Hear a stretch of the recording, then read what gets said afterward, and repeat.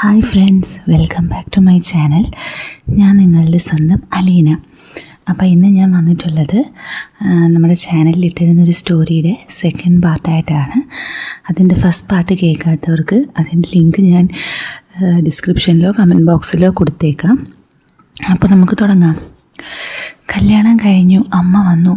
അവർ dress മാറാൻ അവരുടെ മുറിയിലേക്ക് പോയി. കുറേ നേരം കഴിഞ്ഞിട്ടും ഞാൻ അമ്മയെ കണ്ടില്ല. കുറച്ച് വെള്ളം കുടിക്കാനായിട്ട് ഞാൻ ഫ്രിഡ്ജിനരികിലേക്ക് പോയി. അപ്പോൾ അമ്മായിയമ്മയുടെ മുറിയിൽ നിന്നും ശബ്ദം കേട്ടു. ഞാൻ നോക്കിയപ്പോൾ എൻ്റെ സിരകളെ ചൂട് പിടിപ്പിക്കുന്നൊരു രംഗം കണ്ടു. മനോഹരമായ ഒരു രംഗം. പെട്ടെന്ന് അവർ തിരിയുന്നതായി തോന്നിയപ്പോൾ ഞാൻ നേരെ വന്നിട്ട് സോഫയിലിരുന്നു. കുറേ കഴിഞ്ഞപ്പോൾ അവർ ഡ്രസ്സ് മാറി വന്നിട്ട് അമ്മ TV കാണാനിരുന്നു. അവരുടെ എതിർവശത്തുള്ള അടുത്ത സോഫയിൽ ഞാനും ഇരുന്നു. ഓരോരോ നാട്ടുവിശേഷങ്ങൾ പറഞ്ഞ് ഞാനും അമ്മയും ഇരുന്നു. പിന്നെ കല്യാണ വിശേഷങ്ങൾ പറഞ്ഞു. സോഫയിലിരിക്കുന്ന അമ്മ കാലുകൾ സ്വല്പം നീട്ടിവെച്ചു. എന്നിട്ട് മാക്സി കുറച്ച് പൊക്കി. ആ അമ്മയുടെ മഞ്ഞ മാക്സി കുറച്ച് പൊക്കി. പിന്നീട് ഒരു കാൽ പൊക്കി കസേരയിൽ വെച്ചു. അമ്മ എൻ്റെ ശ്വാസം നിലച്ച പോലെ. അവരുടെ ഇരിപ്പ് കണ്ടിട്ട് കാൽമുട്ട് വരെ കാണാം. എന്തൊരു ഭംഗിയാണ് ആ കാലുകൾക്ക്, എന്തൊരു വെളുപ്പാണ് ആ കാലുകൾക്ക്. കണ്ടിട്ട് തന്നെ കൊതിയാകുന്നു. ആ കാലുകളുടെ ഇളം ചൂട് ആസ്വദിക്കാൻ കൊതിയാകുന്നു. എന്നെ കാണിക്കാനാണോ അമ്മ ഇങ്ങനെ ചെയ്യുന്നത്? മുട്ടിന് കുറച്ച് മുകളിലേക്ക് അമ്മയുടെ മാക്സി പൊന്തിക്കിടക്കുന്നു. കാലിൽ നിറയെ കറുത്ത രോമങ്ങൾ, കണങ്കാലുകളിൽ നിറയെ രോമങ്ങൾ. കാലിലെ ആ വിരലുകൾക്ക് പോലും എന്ത് ചന്തമാ. പിന്നെ അമ്മ എന്നോട് പറഞ്ഞു, എന്തോരം സ്വർണ്ണമാണ് വിനീതേ കല്യാണപ്പെണ്ണിന്. ആണോ? ആ, കുറേ ഉണ്ടടാ. അമ്മ ഫോട്ടോ ഒന്നും എടുത്തില്ലേ അവരുമായിട്ട്? മോനെ, എവിടെ കാണിക്കേ? അപ്പോൾ അമ്മ എണീറ്റ് വന്നിട്ട് എൻ്റെ അരികിലിരുന്ന് എന്നെ മുട്ടി ഉരുമിയിരുന്നു. അമ്മ എൻ്റെ ദേഹത്ത് മുട്ടിക്കൊണ്ടിരുന്നു. അമ്മയുടെ ദേഹത്താകെ വളരെ ചൂടുള്ള പോലെ. എന്നിട്ട് മൊബൈൽ ഗാലറി ഓപ്പൺ ആക്കിയിട്ട് ഫോട്ടോസ് എന്നെ കാണിച്ചു. ഞാനപ്പോൾ അമ്മയോട് കുറച്ചുകൂടി ചേർന്നിരുന്നു. കല്യാണപ്പെണ്ണിൻ്റെ കൂടെ നിൽക്കുന്നവരെ ചൂണ്ടി ഞാൻ ചോദിച്ചു, ഇതാരാ അമ്മേ? ഇത് പെണ്ണിൻ്റെ മാമൻ, അപ്പുറത്തുള്ളത് പെണ്ണിൻ്റെ ഇളയച്ചൻ. ഞാൻ എൻ്റെ മുഖം അമ്മയുടെ തോളിലേക്ക് അടുപ്പിച്ചു അമ്മയോട് കൂടുതൽ ചേർന്നിരുന്നു. പിന്നെ അമ്മയും പെണ്ണും നിൽക്കുന്ന ഫോട്ടോ കണ്ടു. അപ്പോൾ ഞാൻ പറഞ്ഞു, അമ്മയെ കണ്ടാലും ഇപ്പോൾ ഒരു കല്യാണപ്പെണ്ണിനെ പോലെയുണ്ട്. ഓ പിന്നെ ഒന്ന് പോ വിനീതേ, അവർ കൊഞ്ചിക്കൊണ്ട് പറഞ്ഞു. അപ്പോൾ അമ്മ കുറേ കൂടി എൻ്റെ ദേഹത്ത് മുട്ടുന്നുണ്ടായിരുന്നു. അത് എൻ്റെ സിരകളെ ഉന്മത്തനാക്കി. അമ്മയ്ക്ക് നല്ല ഭംഗിയുണ്ടല്ലോ അമ്മേ. ഒന്ന് പോ വിനീതേ, കളിയാക്കാതെ. അല്ല സത്യം. ഓ പിന്നെ ഈ സാരി, നമ്മൾ രാവിലെ ഉടുത്ത സാരി അമ്മയ്ക്ക് നല്ല ചേർച്ച ആണല്ലേ? അമ്മ ചോദിച്ചു. ആ അതെ അമ്മേ, ഈ സാരി കണ്ടപ്പോൾ ആളുകൾ പറഞ്ഞു മോനെ നന്നായെന്ന്. ആണോ? ഞാൻ ചോദിച്ചു. പിന്നെ ഉടുത്തതും നന്നായി എന്ന് പറഞ്ഞു. അമ്മ പറഞ്ഞു, അത് പിന്നെ നന്നാവാതെ ഇരിക്കുമോ അമ്മേ? അതെന്താ? അത് ഞാനല്ലേ ഉടുപ്പിച്ചത്. അയ്യടാ എന്ന് പറഞ്ഞ് അമ്മ എൻ്റെ തുടയിൽ പിച്ചി. എന്താ നൊന്തൂട്ടാ എനിക്ക്? ആ കുറച്ച് നോവട്ടെ, അമ്മ പറഞ്ഞു. കുറച്ച് കുറുമ്പ് കൂടുതലാ ചെക്കന്. എവിടെ കുറുമ്പ്? എല്ലായിടത്തും കുറുമ്പുണ്ട്. ഓ, അപ്പോൾ ഈ പറയുന്ന അമ്മ പെണ്ണിന് കുറുമ്പില്ലേ? ഏയ്, എനിക്ക് കുറുമ്പൊന്നുമില്ല. അമ്മ അവിടുന്ന് മുല്ലപ്പൂ വെച്ചോ? ആ ഉവ്, അവരൊക്കെ മുല്ലപ്പൂ ചൂടിയപ്പോൾ ഞാനും വെച്ച്. അതിൻ്റെ നല്ല മണമുണ്ട് അമ്മയുടെ മുടിക്ക്. ആണോ? ആ മണം ഞാൻ മൂക്കിലേക്ക് വലിച്ചെടുത്തിട്ട് അമ്മയുടെ മുടികൾ എൻ്റെ മുഖത്തേക്കിട്ടു. അമ്മേ, ഇപ്പോൾ എനിക്ക് ആ പാട്ട് ഓർമ്മ വരുന്നു. ഏത് പാട്ട് മോനെ? നിന്തുമ്പു കെട്ടിയിട്ട ചുരുൾമുടിയിൽ മുല്ലപ്പൂ ചൂടി. അത് കേട്ട് അവർ പൊട്ടിച്ചിരിച്ചു. മുല്ലപ്പൂ അല്ല മോനെ. പിന്നെ? നിൻ തുമ്പ് കെട്ടിയിട്ട് ചുരുൾമുടിയിൽ തുളസിക്കതിർ ചൂടി, തുഷാരഹാരം മാറിൽ ചാർത്തി, കാരുണ്യമേ നീ വാ. ഓ, അമ്മ നല്ലോണം പാടുമല്ലോ അമ്മേ. നല്ല സൗണ്ടാണല്ലോ അമ്മയുടെ. ഇപ്പോൾ എനിക്ക് അമ്മ ഒരു യുഗ്മഗാനം പാട്ട് പാടിയിട്ട് കടപ്പുറത്ത് കൂടി ഓടി വരുന്നത് ഓർമ്മ വരികയാണ്. അയ്യടാ, ഒരു കറുത്ത ഡ്രസ്സൊക്കെ ഇട്ടിട്ട് ദേ ഇതുപോലെ. ഞാൻ എൻ്റെ മൊബൈലിൽ ഒരു ഫോട്ടോ അമ്മയെ കാണിച്ചു.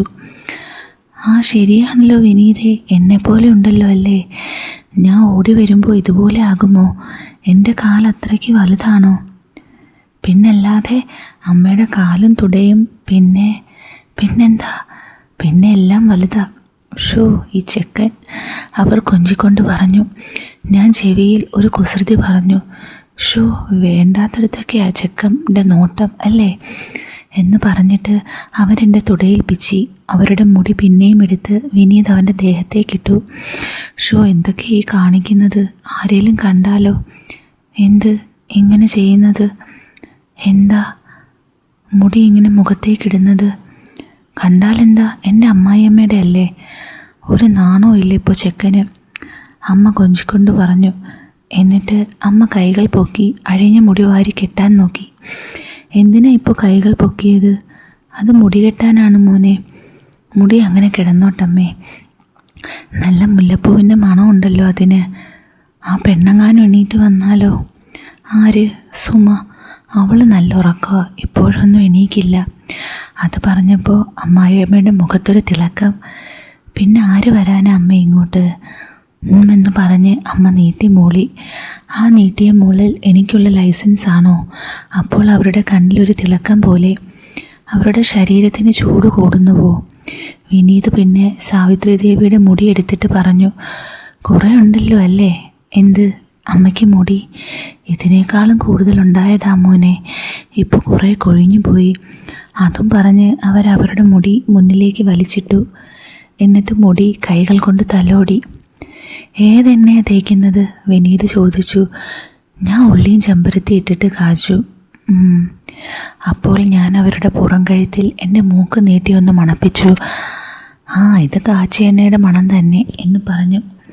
എന്നിട്ട് എൻ്റെ വിരലുകൾ കൊണ്ട് മുടി കോർത്തെടുത്തപ്പോൾ പുറം കഴുത്തിൽ മുട്ടി.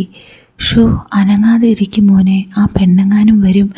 ഇക്കിളിയാകുന്നു കേട്ടോ എനിക്ക്, അവർ പുളഞ്ഞുകൊണ്ട് പറഞ്ഞു. അയ്യേ, ഇതുവരെ ഇക്കിളി മാറിയിട്ടില്ലേ അമ്മേ? ഇല്ല. എന്തിനാ ഇക്കിളി? അവിടെ കൈ കൊണ്ടപ്പോൾ എവിടെ? എൻ്റെ പുറത്ത് നിൻ്റെ കൈ കൊണ്ടില്ലേ? അമ്മ വശ്യമായി ചിരിച്ചുകൊണ്ട് പറഞ്ഞു. കൈ കൊണ്ടപ്പോൾ എന്താ? അയ്യടാ, നിൻ്റെ കൈകളിൽ ഭയങ്കര ചൂട്. ആണോ? കൈകൾക്ക് ചൂടുണ്ടെങ്കിൽ ഒന്നുമില്ല, പറയടാ. കൈകൾക്ക് ചൂടുണ്ടെങ്കിൽ എൻ്റെ ശരീരത്തിനും ചൂട് കാണില്ലേ? കാണോ? അമ്മ ചോദിച്ചു. കാണുമായിരിക്കും, ഞാൻ പറഞ്ഞു. ചുട്ടുപഴുത്തിരിക്കുകയാണോ നിൻ്റെ ശരീരം?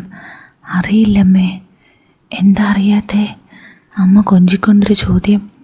അപ്പോൾ ഇവിടെ ചുണ്ട് കണ്ടാലോ ഇക്കിളി ഉണ്ടാവുമോ എന്ന് പറഞ്ഞിട്ട് ഞാൻ അവരുടെ കഴുത്തിൽ പയ്യെ പിച്ചി. അപ്പോൾ അവരൊന്ന് തുള്ളിക്കളിച്ചു. ഷോ വിടൂട്ടാ, അവർ കൊഞ്ചിക്കൊണ്ട് പറഞ്ഞു. ഇക്കിളി ഉണ്ടോ ഇവിടെ അമ്മയ്ക്ക്? ഷോ കുറേശ്ശെ. ആണോ? ഇനിയും മാറിയിട്ടില്ല ഇക്കിളിയല്ലേ? ഞാൻ ചിരിച്ചുകൊണ്ട് ചോദിച്ചു. അപ്പോൾ അവരൊന്ന് ചിരിച്ചു. പിന്നെ എൻ്റെ തോളിലേക്ക് അറിയാത്ത പോലെ ചാരി. പയ്യെ എൻ്റെ തോളിലേക്ക് ചാഞ്ഞു. ഈശ്വരാ, ഞാൻ വീണ്ടും ചോദിച്ചു. മാറിയിട്ടില്ല ഇക്കിളിയല്ലേ? ഇല്ല, അവർ ചിണുങ്ങിക്കൊണ്ട് പറഞ്ഞു. അതെന്താ? ഞാൻ ചോദിച്ചു. അറിയില്ല, അമ്മ കൊഞ്ചിക്കൊണ്ട് പറഞ്ഞു. എന്താ അറിയാത്തേ? ഞാനും കൊഞ്ചിക്കൊണ്ട് ചോദിച്ചു. അത് പറഞ്ഞപ്പോൾ അവർ തല ചരിച്ചു എന്നെ ഒന്ന് നോക്കി. അത് പിന്നെന്താ? ഞാൻ പുരികക്കുടി ഉയർത്തി ചോദിച്ചു. അങ്ങേര് പോയ പിന്നെ ആരും? എന്താ? ഞാൻ ആകാംക്ഷയോടെ ചോദിച്ചു. ആരും തൊട്ടിട്ടില്ലല്ലോ എന്നെ, അതാ. അമ്മ നാണം കൊണ്ട് പറഞ്ഞു. അയ്യടാ, അപ്പോൾ തൊട്ടിരുന്നെങ്കിൽ ഇക്കിളി മാറിയേനെയല്ലേ? ഞാനൊരു കള്ളച്ചിരിയോട് ചോദിച്ചു. അമ്മ ഉഴപ്പി ഒരു ആപറച്ചിൽ. എന്നിട്ട് എന്നെ നോക്കി. എന്താ ഇങ്ങനെ നോക്കുന്ന എന്നെ? ഞാൻ മുഖത്ത് ഒരു റൊമാൻറ്റിക് ഭാവം വരുത്തി ചോദിച്ചു. ഒന്നുമില്ല, അമ്മ ചിണുങ്ങിക്കൊണ്ട് പറഞ്ഞു. അപ്പോൾ ഞാൻ ഇനിയും തൊട്ടാൽ വീണ്ടും ഇക്കിളിയാകില്ലേ? ഞാൻ വശ്യമായ രീതിയിൽ ചോദിച്ചു. അവർ പയ്യെ മൂളി. എന്നെ എന്താ ഇക്കിളിയാക്കാൻ ഇത്ര കൊതി? അമ്മയുടെ മുഖത്തൊരു തിളക്കം. കൊതിയല്ലമ്മേ, ഇക്കിളി ആകുമോ എന്ന് നോക്കിയതാ. ഞാൻ ചിരിച്ചു. ഇനി ചിലപ്പോൾ ഇക്കിളി ഉണ്ടാകുമോ? ഉണ്ടായതല്ലേ ഇക്കിളി, അമ്മ താഴെ നോക്കി പറഞ്ഞു. ഞാൻ എന്ന് പറഞ്ഞപ്പോൾ അവർ തല കുറച്ച് ചരിച്ചിട്ട് എന്നെ നോക്കി പുഞ്ചിരിച്ചു. ആ പുഞ്ചിരിയിൽ 1000 വർണ്ണങ്ങളുള്ള പോലെ, അവരുടെ ചുണ്ടുകൾ കുറച്ച് തുടുത്ത പോലെ, എന്നിലെ വികാരങ്ങൾ തിരമാല പോലെ ഉയർന്നു പൊന്തി.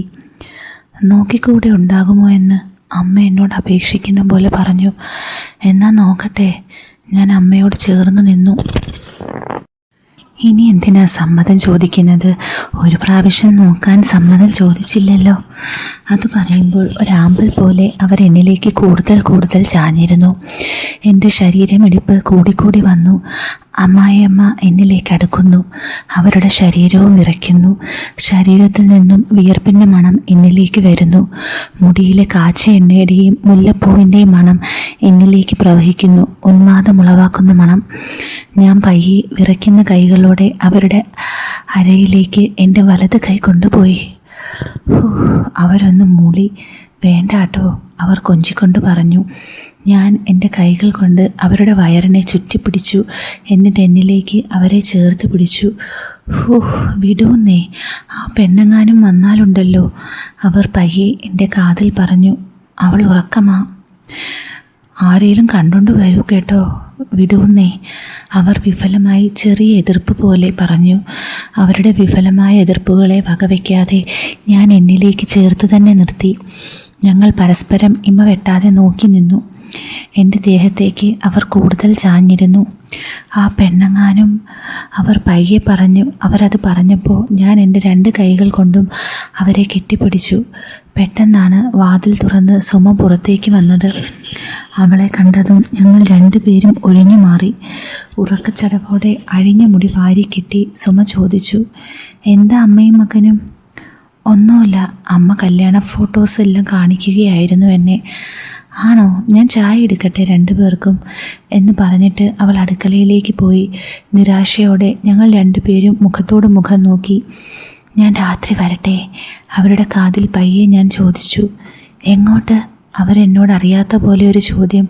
അമ്മയുടെ അരികിലേക്ക്, അമ്മയുടെ മുറിയിലേക്ക്. അയ്യോ, അമ്മ അഭിനയിച്ചുകൊണ്ട് ഒരയ്യോ വിളി. അവൾ ഉറങ്ങിക്കഴിഞ്ഞിട്ട് ഞാൻ പതിയെ പറഞ്ഞു.